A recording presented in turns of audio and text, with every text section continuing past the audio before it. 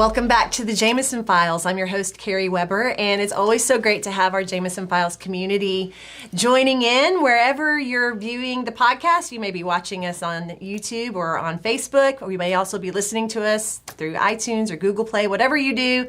Thank you for being a part of the community, and if you have friends in the dental industry that could benefit from the conversations we have here, please share and help us spread the word and grow our community. I'm really excited today because we're here at the Jameson offices in Oklahoma City, Oklahoma, and we have members of the Jameson coaching team here, which is awesome because we're all over the country, and we always look forward to those times when we can come together and, just like we encourage dental practices to do, work on our skills, work on the business together, improve our efforts, and grow and develop together. And so that's what we've been doing today.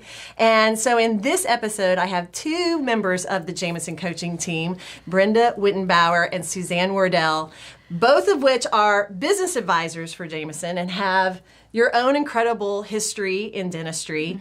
Something I always love to say is, the members of our coaching team all come from dental backgrounds and have that direct experience and empathy for all of you of the work that you do day after day after day. And so thank you, ladies, for joining me for the episode. Happy to be here. Yeah, excited. So this is for business coaching. We wanted to take this opportunity to talk about, on the business team or in the leadership of the practice, what are the pain points that we are finding over and over and over again right now, the trending pain points, I guess we could say, that we're seeing in practices, and give you all some insights and hopefully some helpful tips on ways that you can address these areas in your practice if they're pain points for you as well. So which one of you would like to take on what are you seeing in the trends of the practices that you work with, and what are the opportunities that if practices were to really put in some effort to improve, what are you seeing and recommending? Okay, so hot points in my practices that I've been working with my teams all year, accountability or lack thereof. And how do we hold team members accountable? How do we not feel powerless in our own practice to hold people accountable for fear they'll leave? And that's the theme repeated in practice. Practice doesn't matter where you are. The pool for talented team members is so limited right now, or so it seems, and they are settling for mediocre, afraid to hold people accountable, and it's a difficult situation. And not one I want to see my doctors in or my office managers in. Yeah. Well, when you think about accountability, and the lack thereof, how's that showing up in practices? Where are they finding the struggle when people are not being held accountable, or that mediocrity is starting to rule the day? What's that looking like? I see it so much in time management. It's always the accountability piece is, I don't have the time. I can't get that system done. I don't have the time. So when I've come back 6 months later and we say, what have we been working on? Well, we didn't have the time to do it. So working on that time management and what's mission critical for me to do today to be able to get that system done. What are some, good to-dos, and, what's not really, something that I need to focus in, but what's mission critical. I love that. Time management is one of my primary issues always. Yeah. I mean, so you're not alone if that's your pain point. Accountability or lack of accountability, it may not necessarily be that you don't want to do it, but you are overwhelmed because we're not managing our time well. And I really like that. What's mission critical? Would you recommend that we start every day thinking through that and prioritizing that day? How are you encouraging team members that struggle with time management to take control of that aspect? That's great. And it's coming up with like tier 1, tier 2, tier 3, tier 4 things of what we need to do. And tier 1 are your mission criticals. And they're usually your hardest things that you have to do. And so you want to push those down the list because you want to pick maybe those tier 3 things, which are fun, but and we enjoy doing them, but they aren't necessarily what's going to make my day go right or have a system run smoothly. So I've got to really focus in on what do I have to do today so that the airplane won't crash? Yes. You know, not, you know, I can stay up in the air and everything will go okay, but what's going to make the plane crash? And then I've got to think about what that mission critical task is. And if you have more than 2 or 3 on your list, you're probably not going to get through them all. So try and keep it condensed and focus in on that. Yes. So, you know, if you're working patient retention, you know, it's got to be that I'm going to call at least 1 or 2 patients today. Yes. If I say, you know, I've got this list and I'm going to call all these people, it's not going to happen. So I'm going to call 1 person in the morning and 1 person in the afternoon and make that manageable. Like that. I like that. Attainable. Yeah. What I tend to see happen is that they have their list of tasks that they have to do, their systems they are accountable for, and their least favorite gets pushed away. Yeah. Collection calls. Yeah. Those Yes. never happen, and yet that's a vital part of the practice to keep Yes. the money in. Right. So I really stress, listen, we all have the same 24 hours, Yeah. right? Yes. Nobody's is different. So how are we going to use that 8 hours that we have in the practice to the Right. best of our ability? And it has to include mapping out your day, your week, so that you touch all of your systems. So you need to Right. have it chunked into time blocks, and you need to schedule it. And a lot of teams, like I am a big proponent of protected time for Right. those critical systems. And practices are team members are really nervous to implement that. They feel I can't go for an hour and work Yeah. uninterrupted and leave my teammate to fend for themselves. And yet if we don't block that time, we get behind in our systems. Yeah. So what happens is those systems that were operating really well, once we focus on some of those that aren't, those ones that were operating really well now start to Right. to dip down in their true. performance. So you can't take your eye off anything. So Yes. you really have to manage your time effectively and plan it out. I do the same sort of thing, Suzanne, especially with doctors. Every Sunday night, I want you to do 10 over 5. That means pick out your top 10 things for this week. You have 5 days to get them done, and start with your hardest. Love Yeah. that. That Start is with a your great Wait, hardest. say that again. 10 over 5. So every Sunday night, so you can let it go, you can plan it out. Right. You write down your top 10 things that you have to get done this week. You start with the most difficult on Monday when you're freshest. Get those Right. done, then and obviously delegate wherever you can. Yeah. But if you chunk it into small, achievable Yes. tasks, you feel good. Yeah.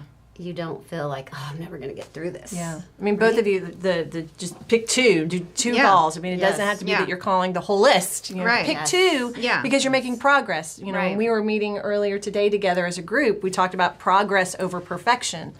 And progress is progress. We simply need to get in the rhythm of momentum of we're making progress on this very important piece of the puzzle, to your point, like collections, for example. And I love that because I say this all the time, that we go to the easy Yeah. Yes. and sometimes irrelevant tasks Right. on your whole list of responsibilities because they are easy and because you did things you feel like you've been productive. That actually busyness, you're being busy, you're not Right. being productive. Right. And Correct. we all want to avoid the hard Right. stuff, but it's Yeah. Chuck Blakeman talks about we often find ourselves getting caught up in focusing on the tyranny of the urgent instead of the priority of the important. And that's Yeah. when this time management piece, especially in the business team, I feel Right. happens Oh, a for lot. sure. We've got so many irons in the fire and so much happening throughout the workday that we very easily let this go. And it's such a pivotal piece of hitting goals or Right. making progress or improving the things that need to improve in a practice. So such great points. And I think that the lack of accountability. So I have every intention as a team member to get to my system. Things happen and I don't. Right. If nobody's ever checking in with me Right. until it's too late, Right. until we can't make payroll because we didn't Right. have enough money come in, there needs to be connection points scheduled in. I believe Right. in that. Like I tell all of my office managers, you need one-on-one with each team member to see where they're feeling successful and where they're struggling, where they feel challenged too much in a way that they're not feeling like they're thriving, or what resources can I get you. We have to have check-in points Yeah. because otherwise that once a year performance review is not enough. Yeah. We need to be able to know where they're at, where they feel good, and where they need some support. And I think at the beginning, you probably need to have more connection time then less. And as you perfect the system, you can. One of my teams, they're meeting every week. And it doesn't have to be long, 5 minutes. How many people did we call? What system did we do well in? What didn't we do? And then as it becomes a habit, because it's not a habit for them yet.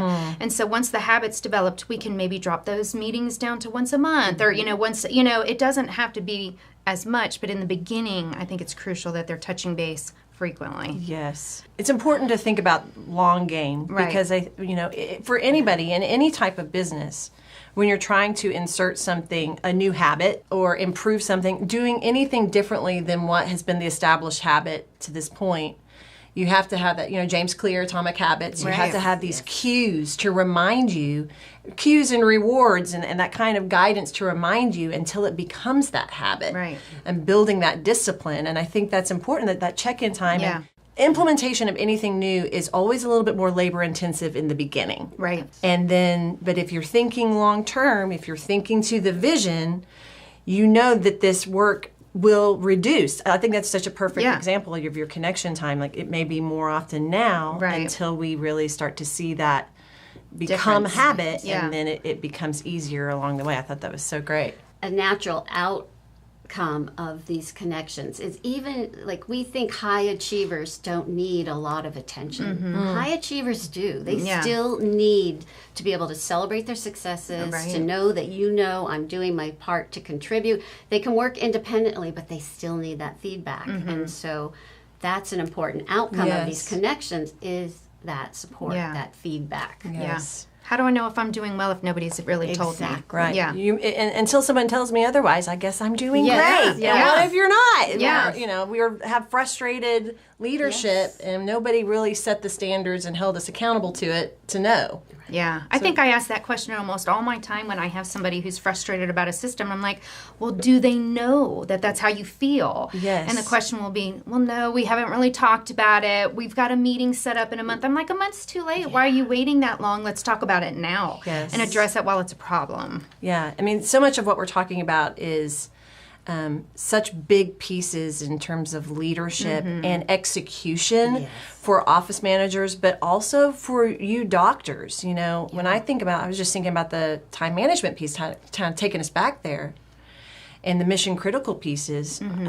So often, doctors, you may only think of your mission critical pieces as your clinical work. Right. And to Brenda's point of carving out that sacred time to work on prioritized tasks, that's for you too, doctors, time to work on your business. And I always love to recommend that you find that time in your workday because a lot of times doctors come to us very hungry for balance. Yeah. We don't prioritize the mission critical pieces of running a business. And so you find yourself doing that after hours. And so if we don't start to create a rhythm in our day-to-day to allow you that time to work on your business, not just in it, you will have to find a way. Right. And you're typically sacrificing something else to make room for it. And it's usually family time. Yeah. And I think doctors, you have to learn to delegate. You really have to learn to know the talents of your team members, know what their strengths are, and then know what you don't need to do and pass it on because otherwise you are going to be buried. Yeah. And I agree with you 100%, Carrie. I try to encourage all of the doctors I work with to schedule 1 hour of admin time a week. Right. Yes. During production, you will make it up tenfold. I'm certain of that. Yes. Don't worry about that. Just carve out an hour at minimum so that you can get your tasks done and not bring it home to your family. Yeah. We are so on the same page. Thank goodness. Yes. Thank goodness. I know everybody's so worried about if I'm going to lose patient time, but or I can't afford that time.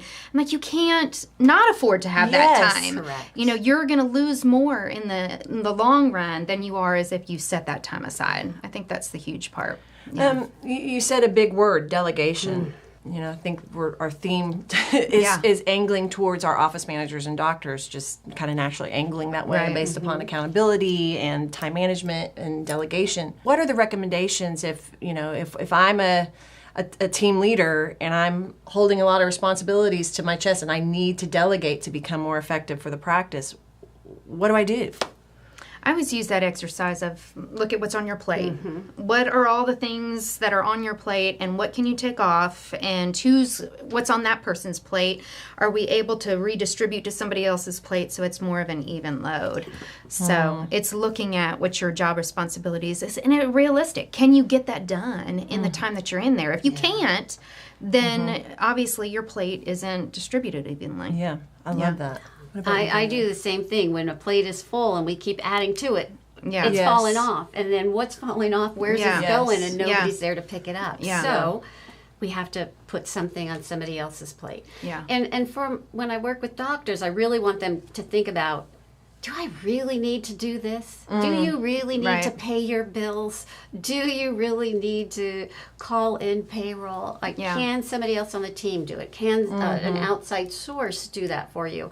I really say, I want you to think about that hand piece and what's going to keep you generating revenue, and then we're going to carve out time for those things that you have to do. Right. But I guarantee you, if you look at the list of things you're doing, doctors, there are plenty of things that a team member or an outside partner could do for you to Yes. reduce that what's taken away from the balance that Yes. we're talking about. And I think of it from when I was an office manager. A lot of times I like to do something because I know that I did it right. Or so I thought. I did it right, and I'm Not just going to do you. it because I know it's going to get done the right way. Right. But what I didn't recognize at that time was I was robbing people the opportunity to have leadership. And so when it was time for me to go, people didn't, when I moved on to a different role. People didn't know what I was doing because I didn't give people the opportunity to learn, or I didn't give people the opportunity to thrive. Yes. I'm just doing it myself. And I think a lot of times we hear that, or I don't want to put somebody else out by asking them to do it, which I think when you find you're in the right team, you'll have people who say, I'd love to do that. Yes. I'd like to take that responsibility. I'd love to be able to, do something new and different. So Yeah. we just have to ask. And sometimes we delegate, we give it to somebody, but we don't give them Yeah. the full You don't really ownership. give it to Yeah. them. Yeah. You say you're And giving so it, but you you don't really. micromanage, Yeah. and then that just turns Yeah. people off from it as Yeah. well. Yes. So we have to. There's an art to delegation, and you have to delegate to strengths. You have to know who can take something on. Yeah. You know, have to know how to do it Yes. gracefully. Yes. But then have check-in points. Yeah. Yes. Right. Yeah. Check-in Set them up points. to be successful. Right. Yeah. Train them and support Yeah. them and mentor them until they've got it, and then let it go. Yeah. And there's not only one way to do things. Right. As long as we get a good end result, somebody can do something a little bit different than I am, which is crazy for me Yes. to think about because I do everything the right way. But somebody might do it a little differently. Listen, for anybody that struggles with delegation, trust me when I tell you, all it takes is delegating it to someone who does it better than you, Yeah. and then you will be a forever delegator. I love to delegate. Yeah. Because I'm like, oh, you want to do it? I bet you're going to do it way better than me because I don't have time to do it well now. And, we're going to all be limited by our own capacity. And if we don't start taking on that piece as practice leaders, you don't get to focus on the things that only you can do. You're going to find yourself in the tyranny of the urgent over and over and over again. When you think about delegation and you think about, what are the steps I can take? I love that you said robbing people of opportunities to grow and develop. I think it's important for all of us to remember, if you're an office manager or a doctor or a department lead that's really over capacity right now, but you're not delegating and giving other people those opportunities, it's going to suffer. Right. And I think it's a great opportunity to think of as a leader, part of our responsibility when you put in a leadership position is to grow and develop other leaders. My mother, Kathy Jameson, says a great dental team is a group of leaders working cohesively toward a common set of goals. And if we don't entrust other team members to lead, and we know that one of the primary pieces that cause engagement in the employee workforce is the opportunity to grow and develop. Well, in dental practices, it's not exactly a corporate ladder. There are specific roles in a practice. And so how can you create those opportunities from within? And delegation is such a big piece of that. And I think just looking at leadership in general, it's not a role. Leadership is an activity. And we want everybody to be in a leadership activity at some point so that they like you said, grow. They feel fulfilled at work. It's more than just tasks. Yeah. And so everybody needs the opportunity to lead on Yeah. a team. And a really good office manager or doctor is going to figure out a way to give each person an area to lead in. And it doesn't have to be forever. It can rotate. It can shift. I think you have to, just like you say, change that mentality of what leadership is. It doesn't necessarily have to be the person who's on the top. You know, we always think of a president or, you know, a CEO of a corporation, or like in a dental office, the dentist is a leader. Yes, they are, but everybody has the opportunity to do leadership in everyday tasks. It could be the smallest thing that you do, but it made a difference and you're a leader. So, yeah. I love that. You know, some really big topics that we just kind of spewed out like in fast forward motion. Accountability. Well, I think it comes back down to, you know, they all Go together. Go together. They do. Accountability, delegation, time management, prioritization, mission critical. Yeah. You know, be careful if you find yourself falling into the urgent. If you could relate with being a fireman and putting out fires all the time, there's probably some need for focus and prioritization of more of those difficult decisions, tasks, conversations, systems that need to be streamlined. Something that I find in this realm is practices begin to feel overwhelmed. And then we live in this victim mindset of, I'm so overwhelmed, we're so busy, we just need to hire somebody. And I always am the bearer of bad news to them. And I say, well, whoa. Yeah. Let's take a step back and see, are we executing our systems and the flow of the day and managing our time well with the team we have yet? Right. Because sometimes we hire out of overwhelm. Right. Instead of fixing what's causing us to feel overwhelmed in terms of glitches in our systems or mismanagement of time, we just throw a body at it, which is one more person that you then have to hold accountable, train, manage, lead. And, you know, part of the model of success is to maximize a minimal team. And it's not saying like go out and fire everybody, but it's be very smart about the decisions when it's time to hire. There are going to be pieces to that capacity that will show themselves like, yes, it is indeed time to hire. We have all of these things in place and we still need this role. Right. If you're hiring out of a sense of desperation and overwhelm, you may need to do a little due diligence to determine why are we feeling this way. Right. Yeah. Right. Do you ever see that? Oh, yeah. You see that a lot. Or people that they don't know what the need is. They don't really get to what the true need is. They just get another person in and figure out it's going to work out, and it's chaos. Yeah. And then the person underperforms, or they hired the wrong person. Yeah. And you have to step back. You have to look at, like you said, the needs and what are we looking for? What isn't getting done? How do we make a job description for this person, and how are we going to make sure they shine? Or our systems? Is it a system, a style, a structure? Where's the breakdown? And then we know how to say that again. Yeah, that was great. Wait, say that again. So whenever there's breakdown, it's usually in one of these three places: a system, a style, or a structure. So a system is lack of, or somebody's not following it. A style, we all know, like disc styles or a leadership style, it's not matching the teams. And the structure is maybe it's not physically right in the office. And so whenever there's a breakdown, that's where I go first. System, style, structure, and then we know where to start problem solving. 3 S's. We need Yes. Yeah. I love it. Anything to help me remember. Yeah. Well, I love that. Go ahead. I loved what we talked about today when it comes to that accountability piece, and I think this is so important, is what is your excuse that you've decided on? Yes. The decided excuse. Yes. You said that today, and I thought that was huge. I've never really thought about it in that. But yeah, what did I decide is my excuse for why I'm not doing something? Is it legitimate, or is it, you know? I mean, most people see right through your excuses. When you're not doing something, most people aren't going, yeah, that's a really good excuse. Most of the time it's like, I don't think so. Yes. Yeah, I love it. And, you know, I think something for all of us to remember is that when you think about leadership, I love that you said like leadership is action, leadership is an activity. It's not just leadership of others. More often than not, it's leadership of self. Right. And you know, we have to be continuously working on both our skills in how to help lead others, but also leading ourselves. So that to that point of, you know, what have I decided? Is my excuse that I'm just going to tell everybody that this is just the way it is, or this is where I'm stuck. But really, progress is not something that we have decided on. Yeah.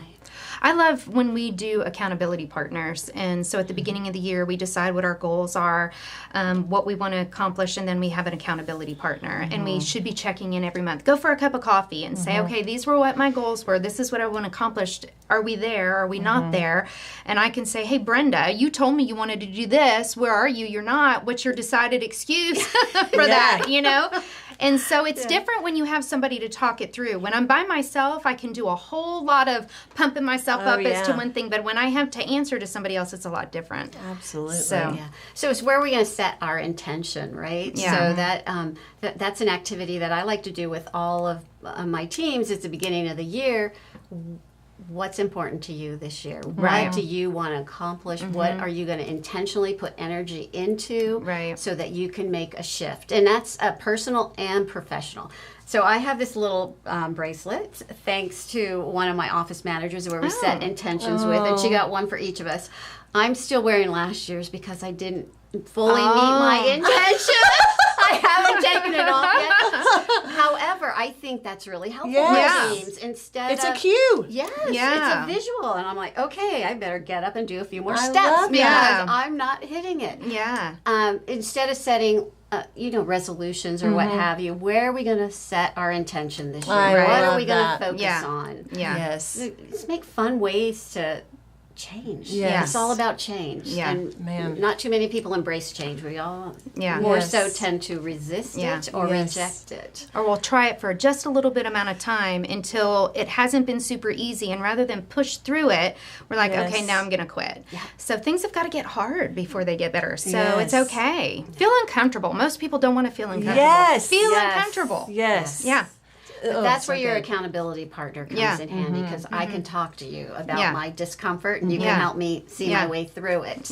Keep encouraging me. And it's really, for a dental practice, this is the start of creating a coaching culture where we're all supporting each other to be successful.